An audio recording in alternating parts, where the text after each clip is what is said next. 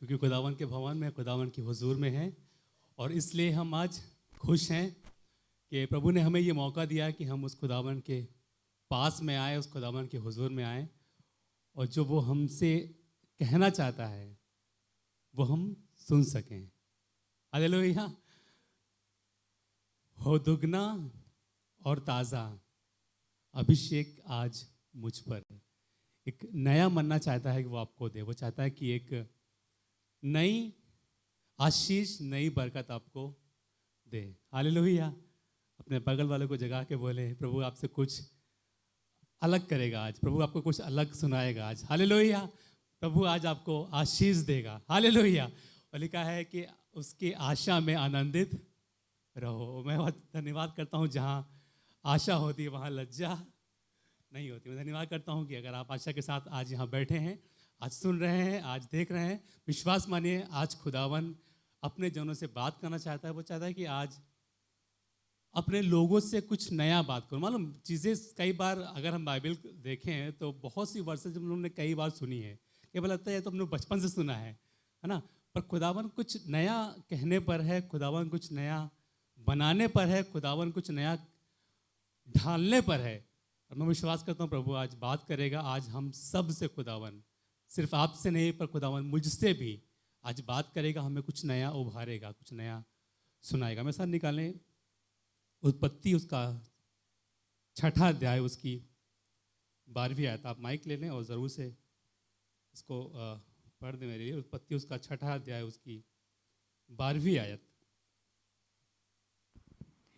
और परमेश्वर ने पृथ्वी पर जी जो दृष्टि की, हाँ, तो क्या देखा हाँ, कि वो बिगड़ी हुई है। लिखा है कि जब परमेश्वर ने इस पृथ्वी पर दृष्टि की तो क्या देखा कि सब बिगड़ी हुई है, क्योंकि सब प्राणियों ने हाँ, पृथ्वी पर अपना अपना चाल चलन बिगाड़ लिया था। क्योंकि सब प्राणियों ने पृथ्वी पर अपना अपना चाल चलन बिगाड़ लिया था।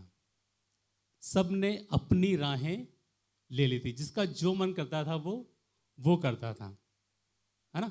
जिसको जो इच्छा थी वो उस काम को करता था।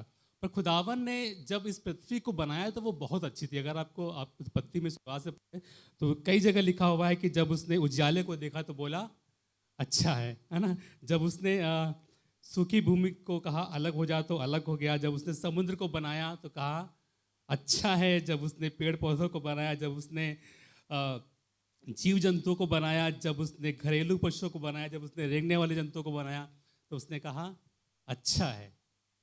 और जब उसने इंसान को बनाया उसने बोला बहुत अच्छा है। उसने जब इंसान को रचा बोला बहुत अच्छा है। पर अभी क्या हुआ है कि कुछ ही चैप्टर बीते, आई थिंक 6ठा चैप्टर है ये, और यहाँ पर लिखा हुआ है कि पृथ्वी पर जब उसने देखा कि वो बिगड़ चुकी है और लोगों ने अपने अपने मार्ग को ले लिया है। इसकी 5वीं आयत पढ़ें अब।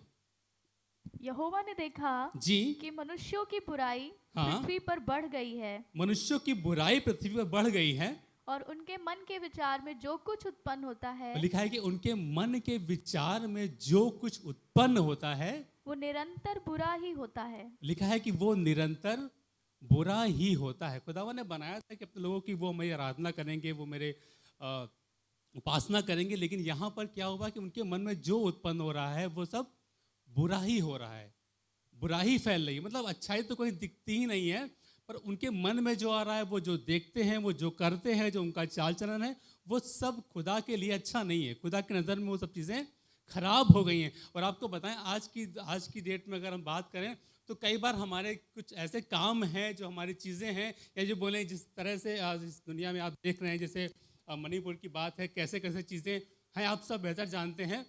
इन सब को देखकर क्या आपको लगता है खुदावन बोलता होगा अच्छा है? नहीं। क्या वो कहता होगा अच्छा है? नहीं। पर लिखा है कि उनके मन में जो उत्पन्न होता था वो सब बुरा ही होता था। और आज भी वही हो रहा है। जो लोगों के मन में उत्पन्न होता है वो सब बुरा ही उत्पन्न होता है। कैसे किसी को गिरा दें, कैसे किसी को के काम बिगाड़ दें, कैसे किसी की टांग खींच लें। जो मन में उत्पन्न होता है वो सब बुरा ही उत्पन्न होता है।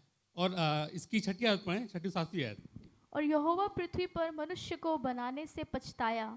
अभी तक बोला था अच्छा है, पर अब जब जिस काम के लिए उसने बनाया था, जब वो काम नहीं हुआ तो कहने लगा अच्छा नहीं है, पछता रहा है, क्यों बना दिया मैंने इस लोगों को, क्यों रच दिया मैंने मनुष्यों को, क्यों कर दिया मैंने ऐसा। और आगे लिखा हुआ है, और वो मन में अति खेदित हुआ। और लिखा है कि वो मन में अति खेदित हुआ। हाँ और यहोवा ने कहा, जी, मैं मनुष्य को जिसकी मैंने सृष्टि की है हाँ पृथ्वी के ऊपर से मिटा दूंगा। हाँ, क्या मनुष्य, क्या पशु, क्या रेंगने वाले जंतु, क्या आकाश के पक्षी, सबको मिटा दूंगा। मालूम कहते हैं ना कि गेहूं के साथ बेचारे ये जीव जंतु की कोई गलती थी क्या? इनके बारे में तो कुछ लिखा भी नहीं है ना। इन लोगों के बारे में कुछ पता नहीं कि उन्होंने गुनाह क्या किया था। लेकिन अगर वो मनुष्य को नाश करने पर है तो उनके साथ जीव जंतु भी नाश होने वाले हैं। आपको मालूम है कई बार होता क्या है कि हमारी बुराई के कारण हमारे लोगों को नुकसान झेलना पड़ता है। बुराई हम करते हैं पर हमारे लोगों को उसकी सज़ा मिलती है। कई बार गुनाह हम करते हैं पर जिनको पता भी नहीं होता उनको भी सज़ा मिल जाती है कई बार। और आपको बताएं, लिखा है कि तेरे द्वारा तेरा घराना उद्धार पाएगा। और मालूम एक तरफ उद्धार भी पाएगा, पर लेकिन आप गुनाह करोगे, कई बार होता है कि हमारे गुनाहों के कारण जो जानते भी नहीं उनको भी तकलीफ मिलती है।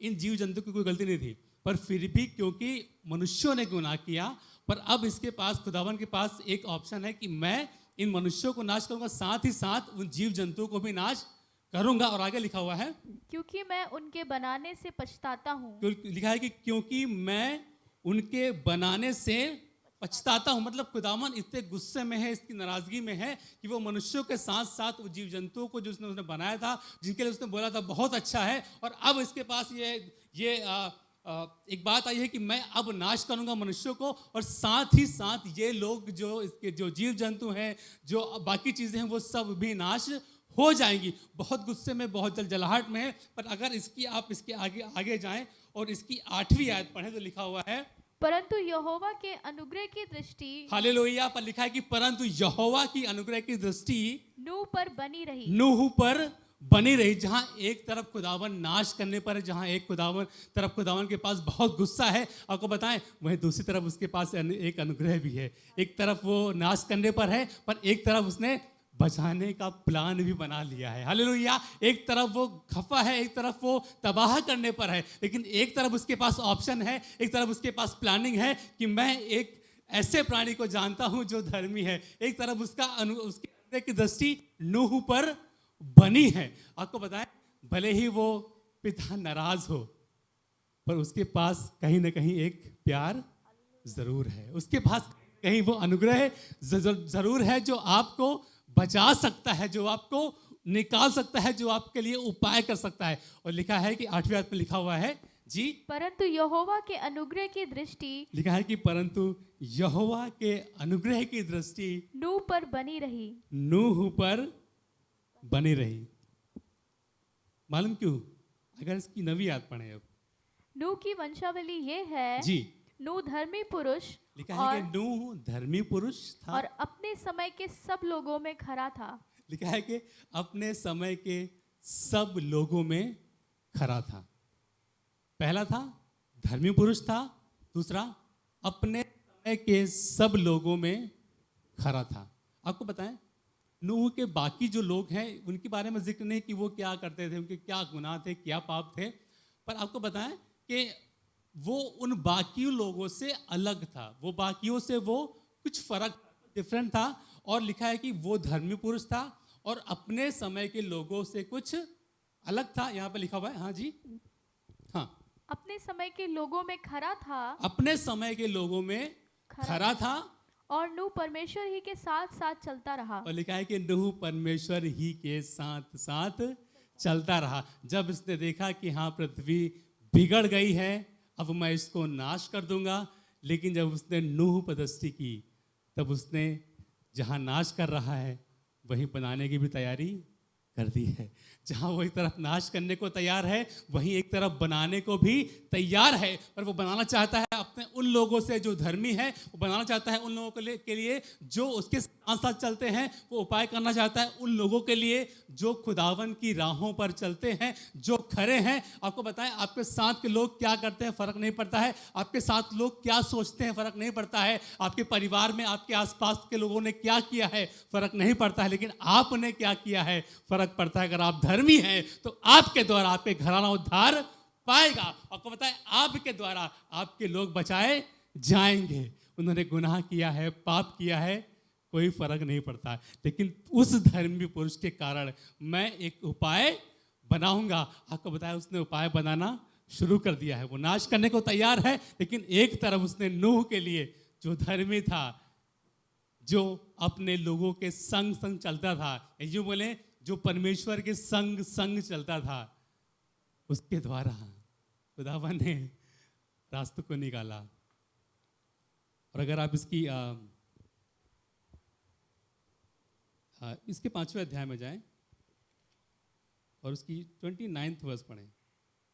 उसने ये कहकर उसका नाम नूह रखा, जी, यहोवा ने जो पृथ्वी को शाप दिया है।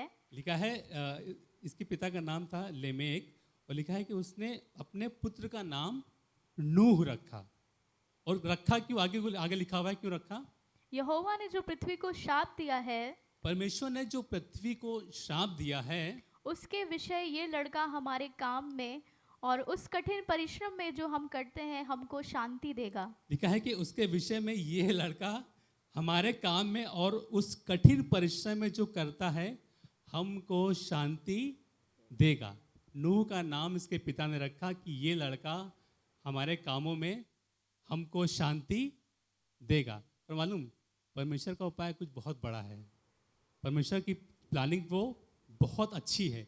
और आपको याद है, लिखा है कि उसका नाम शांति का राजकुमार रखा जाएगा। उसका नाम शांति का राजकुमार रखा जाएगा। मैं धन्यवाद करता हूँ इस नूह के लिए। उसके बाप ने बोला कि ये हमारे कामों में, जब हमारे काम खराब हैं, जब हमको श्राप मिला है, तब ये लड़का क्या करेगा, हमारे लिए हमको शांति देगा।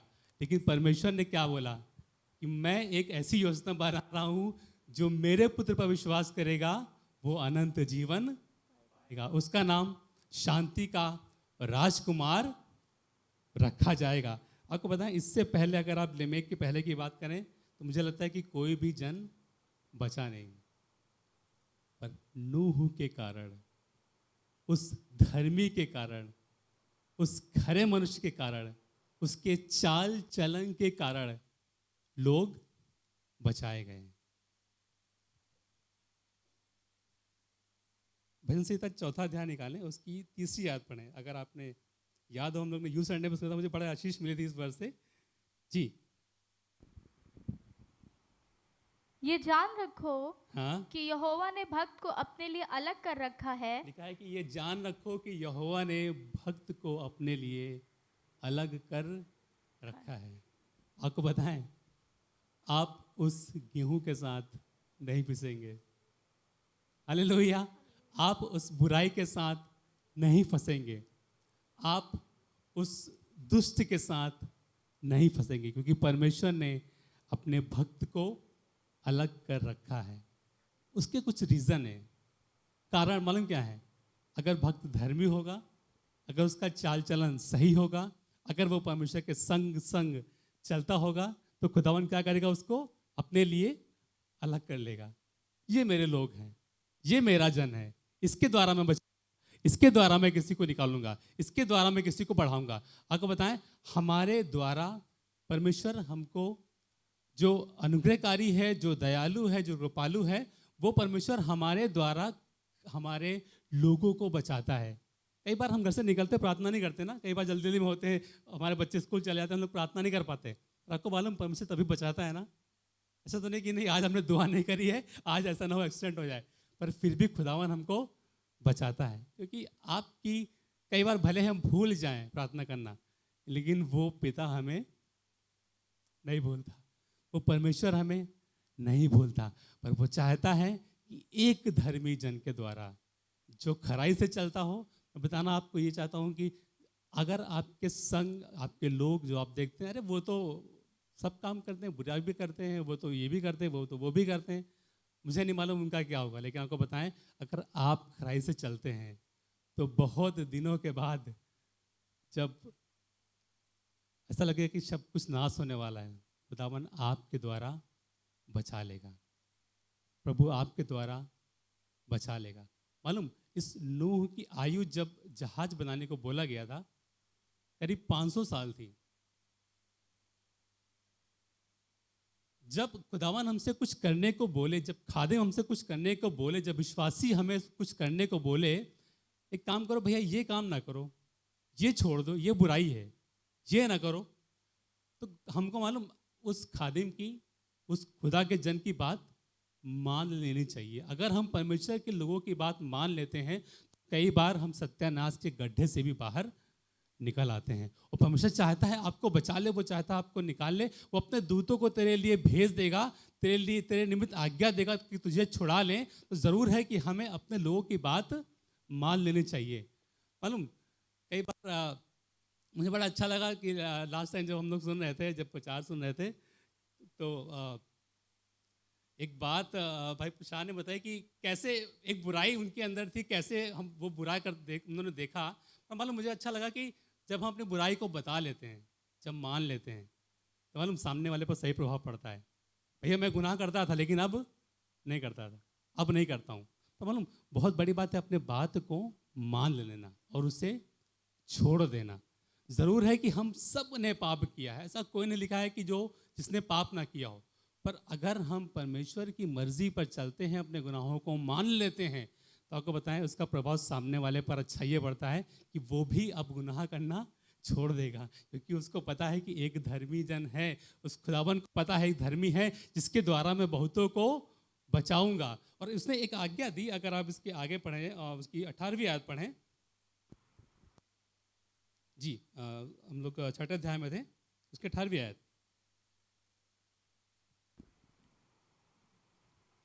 परंतु तेरे संग मैं हाँ वाचा बांधता हूँ, लिखा है कि परंतु तेरे संग में वाचा बांधता हूँ। मालूम बाकी लोगों के उसने बारे में बात नहीं करी है, पर उसने बात करी है उनके बारे में जो खुदावन के संग चलते, उसके बारे में बात करी है जो खुदावन के संग रहा है, जो खराई से चला है और जो उसके बातों को जिसने माना है। लिखा है कि मैं तेरे संग वाचा बांधता हूँ।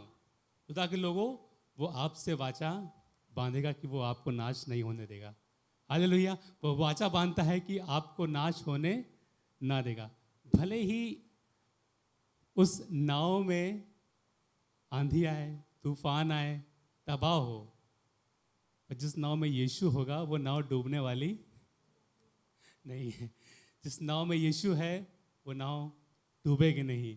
पर मैं धन्यवाद करता हूँ उसके लिए कि जब खुदावन ने उसको बोला कि तुम्हें एक काम करना है, एक काम करो, जो मैं बोलूँगा वो करते जाना। तुम एक नाव बनाना और उसमें उसकी लंबाई 300 हाथ होगी, उसकी ऊंचाई 50 हाथ होगी, उसकी चौड़ाई 30 हाथ होगी। ऐसा करना सब उसने बताया। तो मालूम आपको बताएं, जब हम थोड़ा सा एज हमारी बढ़ती है तो हम जो बोलते हैं हमें लगता है कि जो हम बोल रहे हैं वही सही है, बाकी सब कुछ गलत है। होता ना कई बार। मैं ये नहीं कह रहा हूँ कि जो बड़े बोलते हैं वो सब गलत होता है, पर कई बार होता है कि हम लोग सोचते नहीं यही सही है, पर वो कहते हैं नहीं हमें ना बताओ, हमें सब पता है, हमें ना सुनाओ, हम सब जानते हैं। मालूम 500 वर्ष की आयु में जब नूह को खुदावन ने बोला होगा कि एक काम करो, एक जहाज बना लो और मैं तुझसे वाचा बांधता हूँ कि मैं तुझे बचाऊंगा, इसके बाद भी सवाल आए होंगे ना, 500 साल में मैंने तो देखा नहीं है, आप मुझे बता रहे हैं कि नाव बनाओ और मैं नाश कर दूंगा, तबाह कर दूंगा। नूह बोलता अरे खुदावन जाइए, हमें ना बताइए, मुझे बहुत एक्सपीरियंस है, 500 सालों का एक्सपीरियंस है। लेकिन मालूम अनुभव होने के बाद भी एक काम करना है, खुदावन जो कहे वो करना, जो यीशु बोले वो करना, अपनी समझ का सहारा ना लेना, वरन संपूर्ण मन से अपने यहोवा पर भरोसा रखना। तब लिखा है वो तुम्हारे लिए क्या करेगा, सीधा मार्ग निकालेगा।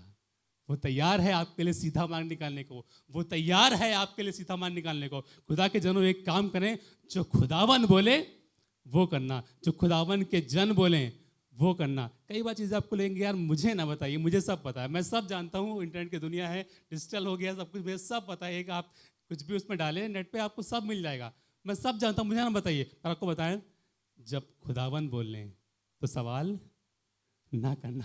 जब खुदावन बोले तो सवाल ना करना। अगर आप लूका निकालें उसका लूका की किताब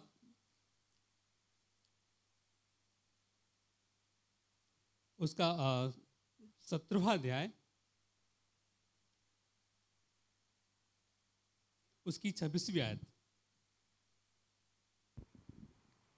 जैसा नूह के दिनों में हुआ था, लिखा है कि लूका 17वां अध्याय उसकी 26वीं आयत में कि जैसा नूह के दिनों में हुआ था, वैसा ही मनुष्य के पुत्र के दिनों में भी होगा।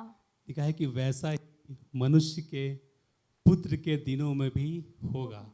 मतलब जब मैं ये नूह की कहानी पढ़ने लगा, मैंने कहा खुदावन ये बातें तो सबको पता है, संडे स्कूल से लोगों ने सीखा है, सबको नूह का के बारे में सब पता है, पर कुछ नया मुझे कुछ समझ नहीं आ रहा, प्रभु नया क्या है इसमें। सबने तो जाना है इसके बारे में कि हाँ एक जहाज बनाया गया था लेकिन नूह के द्वारा बचा लिया गया, पर मालूम जब यहाँ आप पढ़ते हैं तो लिखा हुआ है कि जैसा नूह के दिनों में हुआ था वैसा ही मनुष्य के पुत्र के दिनों में भी होगा। आपको बताएं, इसका मतलब है कि कुछ है ऐसा जो कि खुदावन को अच्छा है। जिस समय उस समय लिखा है कि महाप्रलय आया, और महाप्रलय आने के बाद लोग नाश किए गए, लोग तबाह किए गए। पर अगर आप इस दौर की बात करें, यीशु के दिनों की बात करें, तो लिखा है कि वो ऐसा दिन नहीं कि जो बता के आए कि नहीं आज नहीं कल आएगा। एक बात कहते हैं ना कि मुसीबतें कभी बता कर नहीं आती, कि नहीं वो बताएगा कि तुम 1 महीने बाद आएंगे, ऐसा कुछ नहीं है। वो कब आएगा किसी को नहीं पता। नूह ने जहाज बनाया 500 वर्ष में, जब वो था तब उसने जहाज बनाया, और लिखा करीब 600 साल के बाद बाढ़ आई। एक मतलब 100 साल लग गए उसको जहाज को बनाने में, और 100 सालों में कुछ बाढ़ नहीं आया, ना तो पानी आया, ना तो कुछ नहीं हुआ। आपको बताएं कि लोगों ने भी कहा होगा कई बार ये पगला गया है ना, नूह ना बारिश ना कुछ, अब ये जहाज बनाने को तैयार है। आपको बताएं कई बार हमें भी लगता है कि जब हम परमेश्वर के दिनों में हैं, कई बार हमें भी लगता है हाँ कहाँ प्रलय आ रहा है, कहाँ हम नाश में जा रहे हैं, कहाँ कुछ तबाही हो रही है। आपको बताएं अगर आप संसार में देखें, किसी को पता नहीं चलता कि कब तबाही होती है। अगर आपने अभी रिसेंटली देखा होगा, न्यूज़ देखोगे कि लोग बैठे हैं और अचानक से कुछ गिरा और वो इस दुनिया में नहीं है, ऐसा हुआ। मैं आपको डरा बिल्कुल नहीं रहा हूँ, पर मैं बताना आपको इतना चाहता हूँ कि कई बार हमें लगता है कि जैसे यहाँ पे लिखा है कि परमेश्वर के पुत्र, आज को पढ़ दें, जैसा नूह के दिनों में हुआ हाँ था, जैसा नूह के दिनों में हुआ वैसे ही मनुष्य के पुत्र के दिनों में भी होगा। लिखा है कि वैसे ही मनुष्य के पुत्र के दिनों में भी होगा। मैं ये नहीं बोल रहा हूँ कि आपके लिए महाप्रलय आएगा, आप नाश होंगे, ऐसा कुछ नहीं है। पर मैं बताऊँ कि वो खुदावन चाहता है कि वो अपने राज्य में आपको शामिल करे, वो चाहता है कि वो अपने राज्य का हिस्सा आपको बनाए। आपको बताए मुसीबतें आएंगी, आपको बताए परेशानियां तो आएंगी, महाप्रलय भी होंगे, लेकिन आप जो यीशु पर विश्वास करते हैं आप बचा लिए जाएंगे। मैं धन्यवाद करता हूँ, यहाँ पर लिखा है कि जैसा कि नूह के दिनों में था वैसा ही मनुष्य के पुत्र के दिनों में भी होगा। और अगर आप थोड़ा सा ये टैली करें कि खुदावन ने, परमेश्वर यहोवा ने अपने पुत्र को एक जहाज की तरह दिया है ना, जो उस जहाज पर सवार हो जाएगा वो बच जाएगा। खुदावन ने यीशु को भेज दिया है, जो यीशु का नाम लेगा वो बच जाएगा, जो यीशु मसीह के पास आ जाएगा वो बच जाएगा। अब नूह का जहाज नहीं है, पर अब यीशु मसीह उस जहाज की तरह है, जो उस यीशु पे जहाज में आ गया उसका जीवन सफल हो गया, जो उस यीशु मसीह के पास आ गया उसका जीवन बच गया, जो उस यीशु मसीह के पास आ गया उसका उद्धार हो गया। पर आपको बताएं जितने उससे दूर जाते हैं उनके बारे में मुझे नहीं मालूम, पर मैं धन्यवाद करता हूं कि अगर आप खुदाबंद यीशु में हैं तो आप पर दंड की आज्ञा, हालेलुया, अगर आप यीशु में हैं पर आप पर दंड की आज्ञा अब नहीं। अगर आपको याद हो, अगर आप वापस उत्पत्ति में जाएं और उसका 7वां अध्याय खोलें और 19th वर्स, उत्पत्ति 7 और 19th वर्स, जी 19वीं आयत।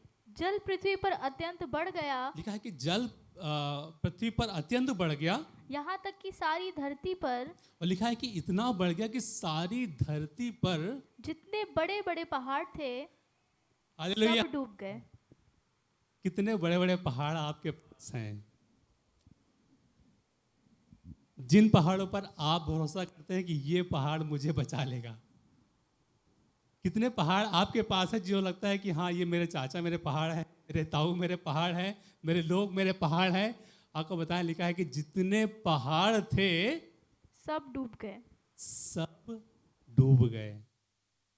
मुझे लगता है हिमालय भी डूब गया होगा ना उसमें। लिखा है कि जितने बड़े पहाड़ थे, इतना महाप्रलय था, हर एक पहाड़ डूब गया। खुदावन के लोगों, अगर आपने भरोसा रखा है कि हाँ शायद मैं उस पहाड़ पे चढ़ के बच जाऊंगा, नहीं।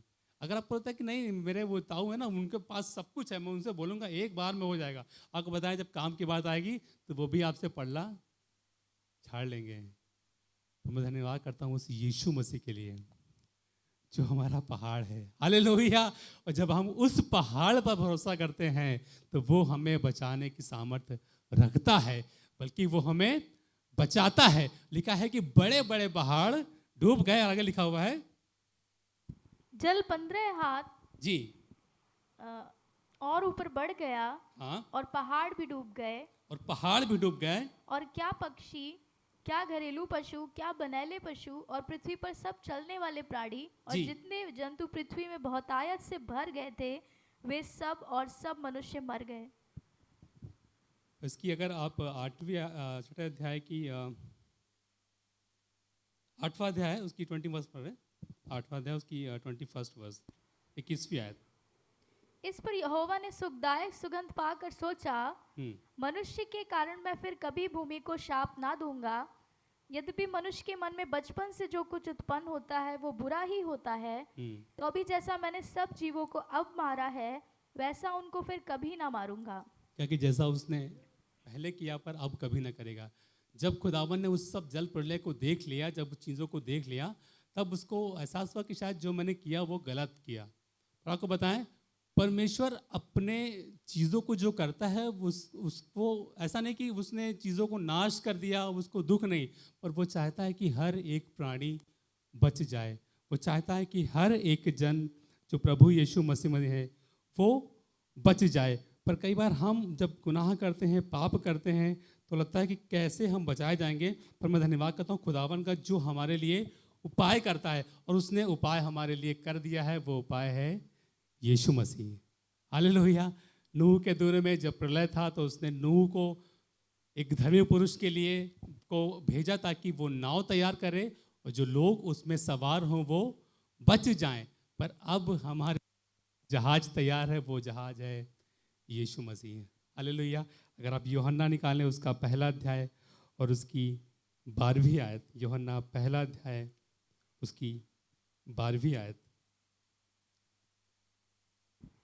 परंतु जितनों ने उसे ग्रहण किया, लिखा है कि जितनों ने उसे ग्रहण किया, उसने उन्हें परमेश्वर की संतान होने का अधिकार दिया। उसने उन्हें परमेश्वर की संतान होने का अधिकार दिया। बताना चाहता हूँ कि आप जिन्होंने यीशु मसीह को जान लिया है, पर अब हमारा काम है कि हम उनको बताएं जिन्होंने यीशु मसीह को नहीं जाना है ना। उनको बताएं जिन्होंने यीशु मसीह को अब तक स्वाद नहीं चखा है। लिखा है ना, परख कर देखो यहोवा कैसा भला। ज़रूर से अपनी भलाइयों को किसी के साथ बांटें, ज़रूर से अपनी अच्छी बातों को खुदावन के लोगों के साथ बांटें, उनको बांटें जिन्होंने यीशु मसीह को कभी नहीं जाना। और आपको बताएं कि ज़रूर है कि एक बार रिपीट करें इस वर्ष को। परंतु जितनों ने उसे ग्रहण किया, पर जितनों ने उसे ग्रहण किया, उसने उन्हें परमेश्वर की संतान होने का अधिकार उस दिया। खुदावन ने उन्हें परमेश्वर की संतान होने का अधिकार दिया है। आपको बताएं, आप परमेश्वर की संतान हैं, और कोई बाप अपने बेटे से खफा नहीं रह सकता। अगर आपको याद हो वो जो निकम्मा बेटा था जो सब कुछ बेच कर चला गया, उसके बाद लिखा है जब वो वापस आया, जब वो अपने आपे में आया, तो उस बाप ने सवाल नहीं किया, पर लिखा है कि उसने वो गया और अपने बेटे को गले से लगा लिया। लिखा है कि खूब चूमा, खूब चूमा। तो मैं धन्यवाद करता हूँ, ये ऐसा बाप है जिन्होंने उस यीशु मसीह पर विश्वास किया, परमेश्वर ने उसे परमेश्वर के संतान होने का अधिकार दिया। आपको पता है यीशु मसीह पर आप विश्वास करते हैं, आप परमेश्वर के संतान हो गए हैं। और आपको बताएं अब उन पर दंड की आज्ञा नहीं। इससे पहले हमारे लिए दंड हो, उस खुदावन ने उस क्रूस पर उस मृत्यु को हरा दिया है। उस खुदावन ने क्रूस पर उन चीज़ों को नाश कर दिया है हमारे लिए। पर हमें सिर्फ एक काम अब करना है कि उस यीशु पर विश्वास करना है, जो पता नहीं हमारे लिए कब आ जाए और बोले कि चलो तैयार हो जाओ। दिखाना कि एक आटा पीस रही होगी, एक छोड़ दी जाएगी और एक उठा ली जाएगी। मैं चाहता हूँ कि आप उनमें से हों जो खुदावन के लोग कहलाएं। चाहता हूँ आप उनमें से ठहरें जो खुदावन के लोग कहलाएं कि नहीं, ये मेरा प्रियजन है, इसके द्वारा मैं चीज़ों को बताऊंगा। ये मेरा प्रियजन है, इसके द्वारा मैं चीज़ों को बचा लूँगा। मैं धन्यवाद करता हूँ कि लिखा है कि जैसे नूह के दिनों में हुआ था वैसे अब परमेश्वर के दिनों भी होगा। लेकिन क्योंकि आपने खुदावन पर विश्वास कर लिया है, इसके द्वारा अब मैं तुम्हें बचा लूँगा। कभी आपने सोचा है कि वो लोग जो उस महाप्रलय में डूब गए उनका क्या हुआ होगा? कभी किसी ने ध्यान दिया है कि जो लोग डूब गए होंगे उनका क्या हुआ होगा? इस कहीं लिखा नहीं बाइबल में कुछ मर गए होंगे कहीं, है ना, पता नहीं कि हड्डी पड़ी होगी। पर आपको मालूम है, आप मुझे बड़ा अच्छा लगा इस बात को जब मैंने सुना। पहला पत्रस निकालें, उसका 3 अध्याय,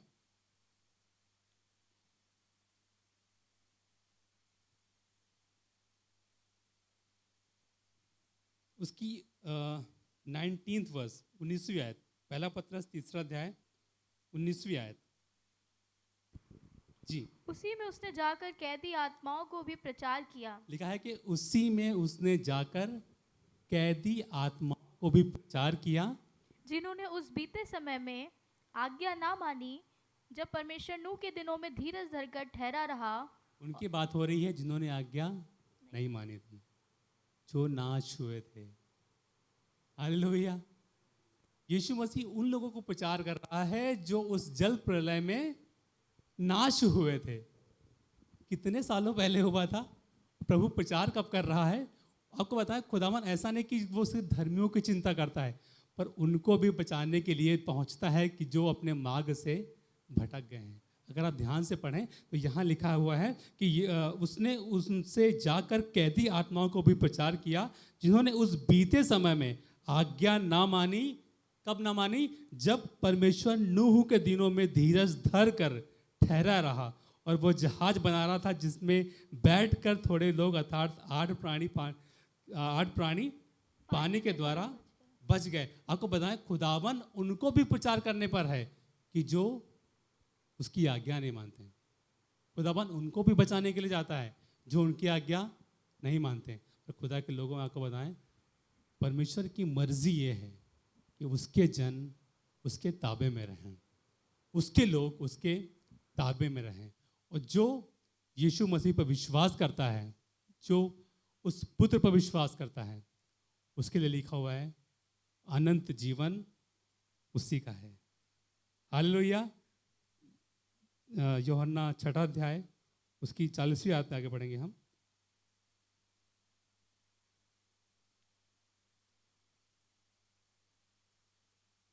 क्योंकि मेरे पिता की इच्छा ये है, क्योंकि लिखा है कि मेरे पिता की इच्छा ये है। आज यीशु मसीह अपने लोगों से बात कर रहा है, आज यीशु अपने जनों से बात कर रहा है, आज यीशु अपने उन लोगों से बात करना चाह रहा है। जी, लिखा हुआ है क्योंकि मेरे पिता की इच्छा ये है कि जो कोई पुत्र को देखे, लिखा है कि जो कोई पुत्र को देखे और उस पर विश्वास करे, और उस पर विश्वास करे, वो अनंत जीवन पाए। वो अनंत जीवन पाए। पहले पुत्र की मर्जी ये थी, पहले पिता की मर्जी ये थी कि नूह एक जहाज बनाए और बहुतों को बचाए। नूह एक जहाज बनाए और धर्मियों को बचाए। पर अब पिता की मर्जी ये है कि मेरे, क्या लिखा हुआ है? पिता की मर्जी ये है कि जो कोई पुत्र को देखे, कि जो कोई पुत्र को देखे और उस पर विश्वास करे, और उस पर विश्वास करे, वो अनंत जीवन पाए। वो अनंत जीवन पाए। खुदा के लोगों, वो नहीं चाहता है आपको नाश करे, वो नहीं चाहता है कि आपको तबाह करे, पर वो चाहता है कि आपका उद्धार करे, वो चाहता है कि आपको अनंत जीवन दे। एक काम करें, उस पुत्र पर विश्वास करें। ये उस पिता की मर्जी है, ये उस पिता की मर्जी है जो चाहता है कि उसके लोग बच जाएं। उसने कहा है कि जो पुत्र पर विश्वास कर, आगे लिखा हुआ है, और मैं उसे अंतिम दिन फिर जिला और लिखा उठाऊंगा। है कि मैं उसे अंतिम दिन फिर जिलाऊंगा। आगे लिखा हुआ है, इसलिए यहूदी उस पर कुड़कुड़ाने लगे। पर आगे लिखा हुआ है कि यहूदी उस पर कुड़कुड़ाने लगे। लोग कुड़कुड़ाएंगे, लोग बातें करेंगे, लोग आपके लिए अपशब्द बोलेंगे, कुछ भी बोलेंगे, पर खुदा की मर्जी ये है एक काम करना, यीशु मसीह पर विश्वास करना। लिखा है कि आसमान के नीचे और ज़मीन के ऊपर सिर्फ एक नाम है, वो नाम है यीशु नाम, जो हमें उद्धार देता है। वो समय कब आएगा किसी को नहीं पता, वो आएगा और अपने जनों को ले जाएगा। खुदा के लोगों, अपने आप को अभी से तैयार करें, किसी को नहीं पता कब प्रलय होगा। तो मैं धन्यवाद करता हूँ उस यीशु मसीह के लिए, उस परमेश्वर के लिए जिसने हमारे लिए प्लान पहले से बना दिया है कि जो पुत्र पर विश्वास कर लेगा अनंत जीवन उसको मिल जाएगा। खुदा के लोगों, अपने बच्चों के लिए प्रार्थना करें, अपने लोगों को सिखाएं, अपने लोगों को यीशु मसीह के बारे में बताएं, क्योंकि एक ही जरिया है, एक ही उद्धारक है, और वो नाम है सिर्फ यीशु मसीह। अगर यीशु मसीह पर विश्वास करना शुरू कर दिया आप लोगों ने, तो धन्यवाद करता हूँ कि आपके द्वारा आपका घराना उद्धार पाएगा, आपके द्वारा चीज़ें बन जाएंगी। मैं ये नहीं कह रहा हूँ कि नहीं, आप प्रलय नहीं आएगा, आप कठिनाइयाँ नहीं आएंगी, आप तबाह नहीं होंगे, आप नाश नहीं होंगे, परीक्षा नहीं आएंगी, सब कुछ आएगा, लेकिन फिर भी आपके धर्मी होने के कारण परमेश्वर बचा लेगा आपको। हालेलुया, परमेश्वर छुड़ा लेगा आपको, क्योंकि जो पुत्र पर विश्वास करता है खुदावन उससे अपनी संतान होने का अधिकार देता है। मैं प्रार्थना करता हूँ कि खुदावन आपको बुद्धि दे, आपको समझ दे कि हम उस पुत्र पर विश्वास करना सीख जाएं, और अपने जीवन को, मालूम जो लोग करते हैं उससे हमें मतलब नहीं है, पर अपने जीवन को हमें अच्छा बनाना है, अपने जीवन के, या यूँ बोले कि अपने चाल चलन को अच्छा बनाना। जब लोग ऊपर से, खुदा ऊपर से देखे तो बोले क्या तुम्हें मेरे धर्मी दास अय्यूब को देखा है? हालेलुया। आपको पता है उसकी लिखा है कि वो उसकी नजरें पृथ्वी पर मंडराती रहती हैं कि अपने धर्मी लोगों को देख ले। खुदा के जनों, वो भला काम करना कभी ना छोड़ें। कोई जा रहा हो बिठा ले अपनी गाड़ी पर, कोई परेशान हो आपसे बन पड़ता है, खड़े हो जाए उसके साथ। आपको बताएं, आपके ये काम आपको धार्मिकता की ओर ले जाएंगे, क्योंकि बाकी चीज़ें लिखा ना कि हम कुछ भी करें सब व्यर्थ है। पर हाँ, ज़रूर है जब हम खुदावन के कामों को करते हैं, जब खुदावन के कामों में खड़े होते हैं, जब यीशु मसीह के नाम को लेकर खड़े होते हैं, तो वही यीशु मसीह का नाम हमारे जीवनों में सामर्थ को डालता है। और मैं विश्वास करता हूँ यीशु मसीह जिसे खुदावन ने भेजा है, उस पर विश्वास करने मात्र से हमारा जीवन बदलना शुरू हो जाता है। आपको बताएं, आप कुछ प्लान भी ना करेंगे, खुदावन आपके लिए प्लान बना रहे। इस तरफ शायद वो नाश करने पर हो, लेकिन आपके लिए एक तरफ प्लान भी कर रहा होगा। अगर आपको याद है कि कोविड ने आपको उसने कैसे बचाया है, तो मुझे बचाने की ज़रूरत नहीं कि जब एक तरफ लोग नाश हो रहे थे, जब लाशों की ढेर लग रहे थे, जब पता नहीं था कि हाँ ये कब शांत होगा, तब खुदावन ने हम जैसे लोगों को बचा लिया। मैं नहीं कह रहा हूँ कि हम बहुत धर्मी हैं, पर बताना चाहता हूँ कि हम उस धर्मी का धन्यवाद करते हैं जो बहुतेरे को धर्मी बना देता है, और उस खुदावन ने हम सबको जिंदा रखा जो उस पर विश्वास करते हैं। खुदा के जनों, में बताना चाहता हूँ, भले ही बीमारियाँ क्यों ना आए, परेशानियाँ क्यों ना आए, पर उस यीशु मसीह के दामन को कभी ना छोड़ना, क्योंकि परमेश्वर की मर्जी ये है कि जो पुत्र पर विश्वास करे परमेश्वर उसको अनंत जीवन दे। मैं चाहता हूँ कि आज उस परमेश्वर की मर्जी को पूरा करें और उस पुत्र पर विश्वास करें जो आपको बहुत से महाप्रलय से भी बचा सकता है, और उसने बचाया भी है। तो ये दुआ करें, आइए अपनी जगहों पे खड़े हों और ये प्रार्थना करें खुदावन कि हम चाहते हैं कि हम तो उसमें बने रहे। खुदावन तेरा प्रभु हम पे दया कर खुदावन कि हम बहुतोरों के लिए खुदावन छुटकारे का कारण हो। मैं चाहूँगा भाई प्रशांत से दुआ करें कि खुदावन हमें सिखाए, प्रभु हमारे लिए अच्छी प्लानिंग करे खुदावन, और हम यीशु मसीह के नाम को और ऊंचे पे उठाएं और ऊंचे पे ले जाएं।